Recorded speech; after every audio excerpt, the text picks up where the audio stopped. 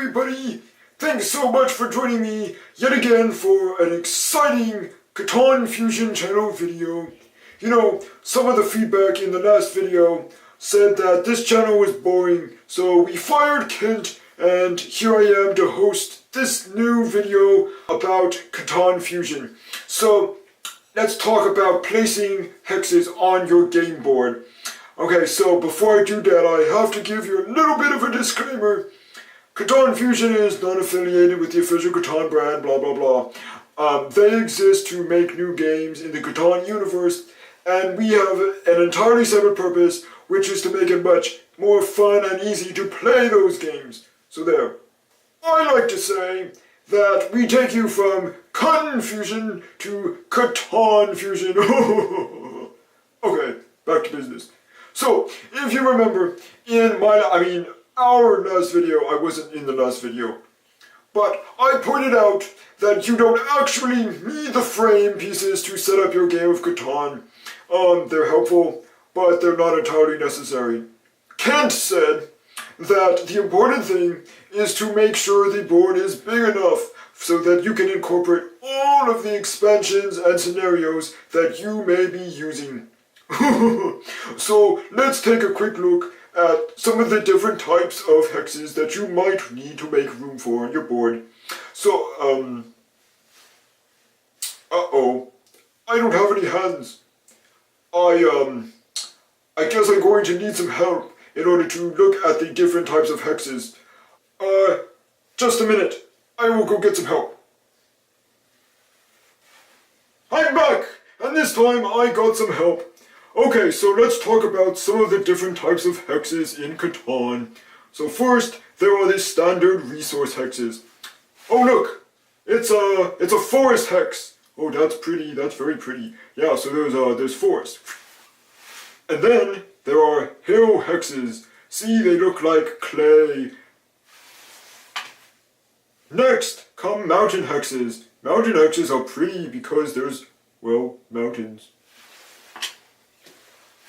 Look at the little sheep in the pasture hexes. Oh, they look so happy. And finally, the standard resource grain. Oh, look at that field. Those people are working hard. I'm glad I just have to make videos and I don't have to do that. Now, remember, depending on the type of expansion, there may be some different things on the back of your pieces. Look on the back of this one. Ooh, it's a sun. It's not blue like usual. This means it's from the Pirates and Explorers scenario.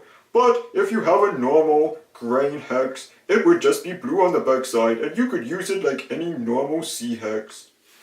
Speaking of Pirates and Explorers, oh look, they have spice hexes. On the bottom, they have some special instructions for when you discover this type of hex. It gives you superpowers! Just like me, I'm super. Yeah, I love this video. Anyway, so let's move on to talking a little bit about some of the other special hexes that you might find in Catan. Let's begin with the castle. Ooh, I love castles. I am royalty after all because I was born after King Friday the 13th. And here is a castle that gives you special rewards for delivering trade hex pieces. Woohoo! But there are other types of those too. Look, there is a trade hex tile that has a quarry in the middle. And there are forest trade hexes that look like this. Oh, remember we talked about castles? Here is a much different type of castle. This one has little dice around the edges. That means that you're going to be using it when you're getting your knights ready to fight battle against the bad barbarians. And remember we talked about spice hexes? Here's a spice hex that doesn't give you any special powers when you discover it. That's because it's from Legend of the Sea Robbers. But don't worry, it's still a special hex. It just, well, it's a different kind of special. Like me!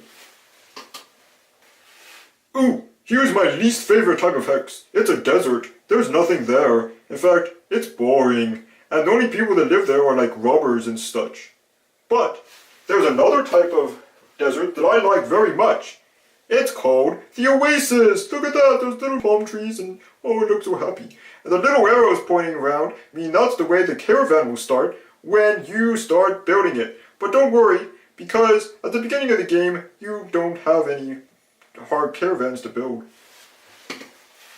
Here's something that looks like a mountain, but it's not. It's actually a goldfield hex. This is very powerful because it gives you gold pieces instead of the usual resources.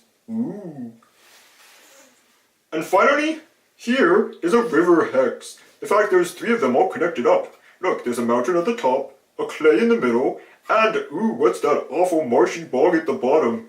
Actually, it gives you bog iron tokens as resources, so it's kind of valuable. The whole reason the river is important though, is every time you build next to it, you get gold pieces. Yes, gold pieces. That's very cool. One other thing to keep in mind, some of the frame pieces actually have a hex built into the side like this one. Oh look. So, when you're building your board, you may actually have to do some rearranging in order to get all of the pieces to fit properly. Okay, so we've covered some of the different types of hexes in Catan, but here's the most important thing to remember. You should never put 2 of the same type of hex next to each other. That's because it would be unfair for one player to have too much of the same type of resource. Hey, how are you? Oh no, it's my brother. What is he doing here? I just kind of wanted to hang out, like be on the video. No, you can't. Why not? Because I'm the one who's in charge of this video. But can't I at least say hi? Hi, Mama. Hi. No, oh, phooey. My brother's ruining everything. Well, I guess I'm going to have to go. But remember, in the next video, we're going to talk a little bit more about how you can build your board so that you can have fun with Catan. Alright, check out our website and blah blah blah. Goodbye.